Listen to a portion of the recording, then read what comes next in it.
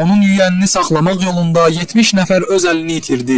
Başlar bədəndən ayrılıb uçur, qollar bədənlərdən ayrılır, ürəklər və bağırsaqlar qarınlardan çölə tökülürdü. Bununla belə nakisinlər dəvənin ətrafında möhkəm durmuşdular. Bu vaxt İmam əleyhissalam fəryad çəkib dedi: Ayşənin dəvəsini məhv edin, çünki o şeytandır. Nə qədər ki bu dəvə var, qılınclar müntəzəm olaraq qalxıb enəcəklər. Öz qoşununda yüksək əhval-ruhiyyə yaratmaq üçün İmam əleyhissalamın seçdiyi yol. İmam əleyhissalam öz ordusunun əhval-ruhiyyəsini gücləndirmək üçün bəzi vaxtlar şüarlardan istifadə edirdi. Bu şüarlar Peyğəmbər Əkrəm sallallahu aleyhi və alihi və səlləmin ilk dəfə verdiyi şüarlar idi və müşriklərlə döyüşdə onlardan istifadə olunurdu. Bu şüarlar düşmənin əhval-ruhiyyəsini zəiflətməklə yanaşı qəribə bir təsir də buraxırdı. Çünki bunlar müsəlmanların müşriklərlə vuruşmasını xatirələrdə canlandırırdı. Ayşə də öz qoşununun əhval-ruhiyyəsini gücləndirmək üçün belə şüar verdi: Övladlarım, səbirli olun və həmlə edin. Mən behişti sizə zəmanət verirəm. Bu şüardan sonra onun ətrafını daha da şiddətlə mühafizə etməyə başladılar və irəliləyərək İmam əleyhissalamın qoşununun bir neçə metrliyinə gəlib çatdılar. Ayşə öz tərəfdarlarını təhrik etmək üçün bir ovuc torpağı İmam əleyhissalamın dostlarının üstünə atdı və dedi: Üzünüz qara olsun. O bu işlə Peyğəmbər sallallahu aleyhi və alihi və səlləmi təqlid etdi. Çünki o həzrət də Bədir döyüşündə bir ovuc torpaq götürüb düşmənə tərəf atmış və elə həmin cümləni demişdi. Allah da bu barədə aşağıdakı ayəni nazil etmişdi. Bunu atanda sən atmadın, onu Allah atdı. İmam əleyhissalam Ayşənin bu hərəkətini gördükdə dərhal buyurdu: Peyğəmbər sallallahu aleyhi və alihi və səlləmin barəsində Allah əli onun paltarının qolundan zahir olmuşdu. Ayşənin barəsində isə şeytanın əli onun paltarının qolundan zahir oldu. Dəvənin süqutu. Ayşənin dəvəsi dili ağzı bağlı bir heyvan idi ki, öz şər məqsədlərinə çatmaq üçün ondan istifadə edirdilər. Ayşənin kəcavəsini onun üstünə mindirməklə ona bir növ müqəddəslik bəxş etmişdilər. Bəsrə qoşunu onu qoruyub ayaq üstə saxlamaq üçün çox çalışdı.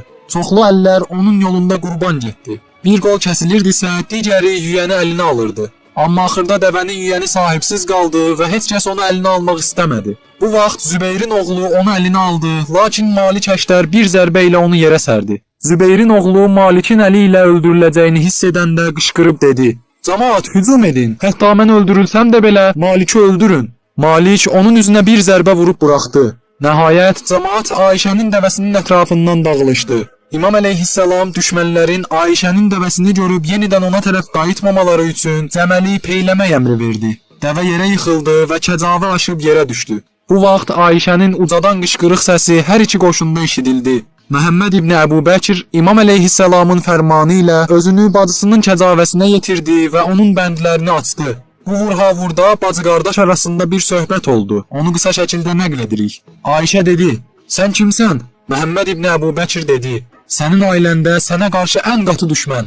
Ayşə dedi: Sən Əsmanın oğlu Xüsəmiyyəsən? Məhəmməd dedi: Bəli, lakin o sənin anandan heç də əski deyildi. Ayşə dedi: Doğrudur, o şərafətli arvad idi. Bundan keç, Allaha şükür olsun ki, sən sağ qalmısan. Məhəmməd dedi: Amma sən mənim sağ qalmağımı istəmirdin. Ayşə dedi: Əgər istəməsəydim, belə bir söz deməzdim. Məhəmməd: Sən qələbəni istəyirdin, hərçənd mənim qanımın bahasına olsaydı belə. Ayşə: Mən onu istəyirdim, lakin mənə nəsib olmadı. İstəyirdim ki, sən sağ qalasan. Belə sözlər danışma və çox da anlama. Necə ki, atan da belə deyildi. Əli əleyhissalam özünü Ayşənin kəcavəsinə yetirdi və öz nizəsini ona vurub dedi: Ayşə, sənin bu işini Rəsul-i Əkrəm sallallahu aleyhi və alihi və səlləm tövsiyə etmişdimi? Ayşə dedi: Ey Əbəl Həsən, indi ki qələbə çaldın, bağışla. Birazdan Əmmar və Malik Əştər də özlərini Ayşənin kəcavəsinə yetirdilər. Onların arasında belə bir söhbət oldu. Əmmar: Anacan, bu gün övladlarının rəşadətini gördünmü? Gördünmü din yolunda necə qılınc vururdular? Ayşə özünü eşitməməzliyə vurdu və heç nə demədi. Çünki Əmmar əziz bir səhabə və tayfa ağsaqqalı idi. Əştər: Allaha şükür olsun ki, öz imamına kömək etdi, onun düşmənlərini isə xar etdi. Haqq gəldi və batil aradan getdi. Çünki batil aradan gedəndir. Anacan, öz işini necə görürsən? Ayşə: Sən kimsən? Anan matəmində otursun. Əştər: Mən sənin oğlun Malik Əştərəm. Ayşə: Yalan deyirsən, mən sənin anan deyiləm. Əştər: Sən istəsən də, istəməsən də mənim anamsan. Ayşə: Sən həmin adamsan ki, bacım Əsmanı oğlu Əbdullah ibn Zübeyrin matəmində oturtmaq istəyirdin. Əştər, bu ona görə idi ki, Allah qarşısında üzrüm olsun. Yəni Allahın əmrini yerinə yetirmək üçün idi. Sonra Ayşə ata minmiş halda dedi: "İftixarla qələbə çaldınız. Allahın qəza qədərinin gerçəkləşməsi labud və qaçılmazdır." İmam əleyhissalam Məhəmməd ibn Əbu Bəkrə buyurdu: "Bacından soruş, gör ona ox dəyibmi?" Çünki Ayşənin kəcavəsi çoxlu ox atıldığına görə kirpi şəklinə düşmüşdü. O qardaşına cavab verdi ki, başıma bir ox dəyibdir. Məhəmməd bacısına dedi: "Qiyamət günü Allah sənin əleyhinə hökm edəcəkdir. Çünki sən imamın əleyhinə qiyam edərək cəmaatı da onun əleyhinə qaldırmısan, Allahın kitabını görməməzliyə vurmusan." Ayşə dedi: "Məndən əl çək və Əliyə de ki, məni təhlükədən qorusun." Məhəmməd ibn Əbu Bəkir bacısının sağ-salamat olmasını İmam əleyhissalama dedi. İmam buyurdu: "O bir qadındır və qadınlar məntiq baxımından qüvvəli deyildirlər. Onu mühafizə etməyi öz öhdənə al. Hələlik Əbdullah ibn Xələfin evinə apar, mən də onun barəsində bir qərara gəlim." Ayşə İmam əleyhissalamın və öz qardaşları tərəfindən əfv edilib bağışlandı, lakin o İmam əleyhissalama daim qarğışlar edir və Cəməldə öldürülənlərin bağışlanmasını diləyirdi. Təlhə və Zübeyrin taleyi. Tarixçilərin fikrincə Təlhə Mərvan ibn Həkəmin əli ilə öldürülmüşdür. Belə ki, Təlhə ordunun məğlub olduğunu və özünü həlak olmaq ərəfəsində gördükdə qaçmağa üz tutdu. Bu vaxt Mərvanın gözü ona sataşdı və Osmanın qətlində onun da mühüm rol oynaması yadına düşdü. Fürsəti əldən vermədən onu bir oxla vurub atdan yerə saldı. Təlhə oxun öz qoşunu tərəfindən atıldığını hiss etdiyindən qulamına dedi ki, onu dərhal başqa bir yerə aparsın. Qulam onu Bəni Səd qəbiləsinin xarabalıqlarından birinə apardı, damarından hey qan axırdı. O dedi: "Heç bir böyük adamın qanı mənim qanım kimi kəsif, aludə olmamışdır." Bunu deyib canını tapşırdı. Zübeyrin öldürülməsi. Cəməl döyüşünün ikinci qızışdırıcısı olan Zübeyr məğlubiyyəti hiss edəndə İmam əleyhissalamın xeyrinə olaraq müharibəyə girişməkdən imtina edən Əhnəf ibn Qeys qəbiləsinin içindən keçməklə Mədinəyə tərəf qaçmaq istədi. Qəbilənin rəisi Zübeyrin bu namərd hərəkətindən bərk qəzəblənmişdi. Çünki o, insaniyyət qanunlarının əksinə olaraq cəmaatı özünün şəxsi istəklərinə qurban vermişdi. İndi isə meydandan qaçmaq istəyirdi. Əhnəfin dostlarından olan Əmr ibn Cürmuz tökülən qanların intiqamını Zübeyrdən almaq istədi və onu təqib etməyə başladı. Zübeyr namaz qılarkən hücum edib onu öldürdü, atını, üzüyünü və silahını qarət etdi. Onun yanında olan cavan oğlanı sağ buraxdı. O oğlan da Zübeyri Vadiyüs Səba adlı yerdə dəfn etdi. Əmr ibn Cürmuz Əhnəfin yanına gəldi və hadisəni ona xəbər verdikdə o dedi: "Bilmirəm yaxşı iş görmüsən yoxsa pis iş." Sonra birlikdə İmam əleyhissalamın huzuruna gəldilər. İmam əleyhissalam Zübeyrin qılıncını görəndə buyurdu: "Bu qılınc dəfələrlə qəm-qüssəni Rəsulullahın çöhrəsindən silmişdir." Sonra onu Ayşəyə göndərdi. Həzrətin gözü Zübeyrin kəsik başına sataşanda buyurdu: "Sən bir müddət peyğəmbərlə müsahib və qohum idin. Lakin şeytan sənin əqlinə hakim oldu və sənin əməlinin aqibətini bura gətirib çıxartdı." Cəməl müharibəsində öldürülənlərin sayı. Tarixdə Cəməl müharibəsində öldürülənlərin sayı dəqiq şəkildə qeyd olunmamış, müxtəlif şəkillərdə nəql edilmişdir. Şeyx Müfid yazır: "Bəziləri öldürülənlərin sayını 25 min nəfər yazmışlar. Müharibəni alovlandıran Əbdullah ibn Zübeyr bu sayı 16 min nəfər bilir." Şeyx Müfid ikinci nəzər üstün sayıb deyir ki, öldürülənlərin cəmi 14 min nəfər olmuşdur.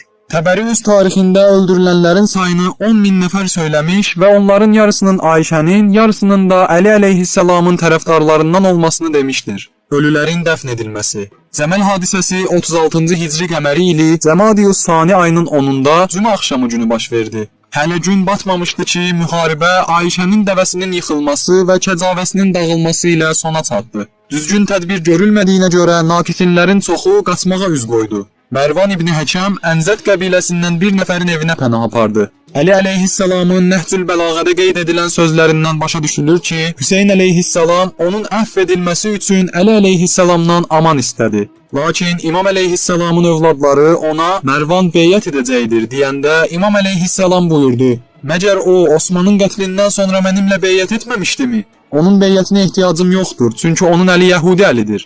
Əgər əli ilə beyyət etsə, əməli ilə onu pozar. Onun hökuməti itin dili ilə öz burnunu yalaması qədər olacaqdır. O 4 nəfər qoçun atasıdır. İslam ümməti ondan və onun oğlanlarından qan ağlayacaq." Əbdullah ibn Zübeyr Əzdiyan qəbiləsindən olan bir nəfərin evinə pənah apardı və öz yerini Ayşəyə xəbər verdi. O da Məhəmməd ibn Əbu Bəkri Əbdullahın olduğu yerə göndərdi ki, onu Əbdullah ibn Xələfin evinə aparsın. Məhəmməd ibn Əbu Bəkir İmam əleyhissalamın əmri ilə Ayşəni mühafizə edirdi və onu Əbdullah ibn Xələfin evinə aparmışdılar. Əbdullah ibn Zübeyr və Mərvan da oraya aparıldı. İmam əleyhissalam günün qalanını döyüş meydanında keçirtdi, Bəsrə cəmaatını öz ölülərini dəfn etməyə dəvət etdi. Xəbərinin nəql etdiyinə görə İmam əleyhissalam Bəsrə və Kufə əhalisindən olan naqisinlərə meyyit namazı qıldı. Öz dostlarından şəhid olanlara da namaz qıldı və hamısını böyük bir qəbirdə torpağa tapşırdı. Sonra əmr etdi ki, cəmaatın bütün mal dövlətini hökumətə məxsus olan əlamətli silahlardan başqa özlərinə qaytarsınlar. Sonra buyurdu: "Ölü müsəlmanın malından heç bir şey o biri müsəlmana halal deyildir." İmam əleyhissalamın dəstəsindən bəziləri təkid edirdilər ki, naqisinlərlə müşriklər kimi rəftar edilsin. İmam əleyhissalam bu barədə buyurdu: "Məgər sizlərdən kimsə Ayşəni qənimət kimi qəbul etməyə hazırdırmı?" İmam Sadiq əleyhissalam İslam fiqhində baği kimi qeyd olunan bu kəslərin hökmünü belə bəyan edir. Əli əleyhissalam Bəsrə əhlini onların fitnə fəsadlarına və itaətdən çıxdıqlarına görə öldürdü. Lakin onların mal dövlətinə əl vurmadı. Çünki müşrikin hökmü baği, adil imam əleyhinə üsyan və itaətsizlik edən müsəlmanın hökmündən fərqlidir. İslam əskərləri küfr və şirk mühitində hər şeyi ələ keçirsələr onlara halaldır. Lakin İslam mühitində olan şeylər heç vaxt halal olmaz. Həqiqətən Peyğəmbər sallallahu aleyhi və alihi və səlləmin Məkkə əhlinə minnət qoyduğu kimi Əli də onlara minnət qoymuşdur.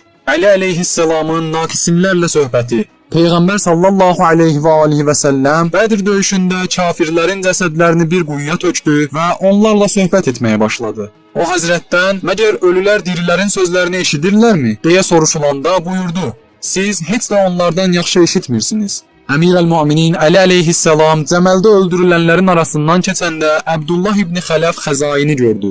Cəmaat, "O naqisinlərin rəhbərlərindəndir" deyəndə Əli əleyhissalam buyurdu: "Xeyr, elə deyil. O şərafətli və yüksək ruhiyyəli bir insan idi." Əbdürrəhman İbn İtab İbn Üseydin cəsədini gördükdə buyurdu: "Bu kişi onların dayağı və rəisi idi." Sonra biraz da gəzib Qüreyşdən olan bir neçə nəfərin cəsədini gördü, buyurdu: "Allaha and olsun, sizin vəziyyətiniz bizi narahat edir. Lakin mən hüccəti sizin üçün tamam etmişdim. Amma siz təcrübəsiz cavanlar idiniz və öz işinizin nəticəsindən agah deyildiniz." Həzrətin gözü Bəsrənin qazisi Kəb ibn Surun cəsədinə sataşdı, onun boynundan bir Quran asılmışdı.